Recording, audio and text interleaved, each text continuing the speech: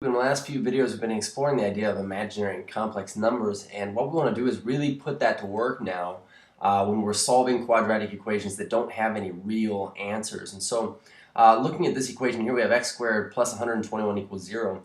Essentially, what I notice is this is indeed a quadratic equation, and we have set the right side equal to 0. We could solve this by using square roots. So what I'll do is I'll subtract 121 from both sides in this case. If we can make the left side have a squared expression and the right side have a constant, then we could certainly use square roots to evaluate this. And so what we get here is that x is equal to, now this is really important to me, but because we're taking the square root, we're going to put a plus or minus out front. And also because we're taking the square root of a negative, we're going to put an I out front and rewrite this as a positive. And you have to know that the square root of 121 is 11, but you could check that out on a calculator. We'd say we get plus or minus 11i. And as an aside here, I also want to write this as the two numbers that we just got for an answer, but we got really 0 plus 11i was one of our answers, and 0 minus 11i was one of our answers. These conjugate complex roots here. So now we've got these solutions that when we plug them back into this equation, I mean, it'd certainly be easy to check. We'd say something squared plus 121 equals 0. Well, if I were to put in, say, 11i, well, then I would get 121i squared plus 121 equals 0, where I squared is a negative 1, so I really get a negative 121 plus a positive 121, which gives us the 0 that we intended to get in the first place.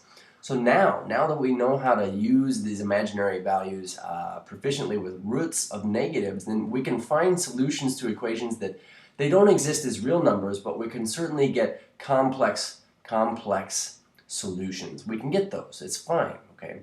So what I want to do is just really quickly solve these couple of equations you see down here. I would actually encourage you to pause the video and try this on your own. This looks very similar to the one we just did, but if you're going forward, let's go ahead and proceed here. We'd say x squared plus 64 equals 0. If we subtract 64 to the right side, then we have something being squared equals a constant. So we can take the square root of both sides of this.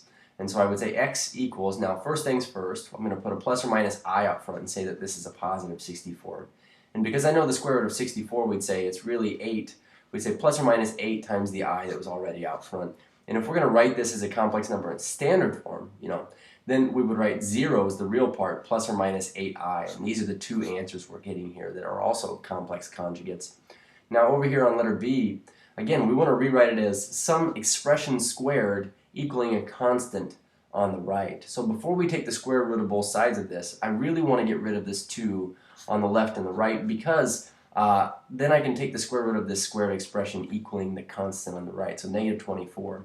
So treating this the same way, we'll take the square root of both sides, and of course the square root of something squared is just itself. And over here, the first thing we'll do is we'll put plus or minus I out front, and we'll say this is a positive 24. So reducing this as best we know how, we could say x plus 1. I suppose, let's do this now. Let's get x by itself first. So I'm going to subtract 1 from both sides. And I do want to make an important note on this.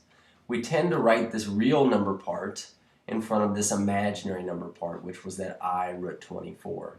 And also this, now we can simplify the square root of 24. We'd say that really the square root of 24, I know a perfect square that goes into that evenly is 4. So we say 4 times 6. And if I'm going to take the square root of 4 here, which is 2, we'll multiply that by what we already had out front. So our two answers here are negative 1 plus and negative 1 minus 2i times the square root of 6. And these would be our complex number solutions to this equation. I don't really want to check it out right now, but I just want you to know that that's why these imaginaries are so important, because now we can come up with solutions to an equation that has no real number solutions. Cheers.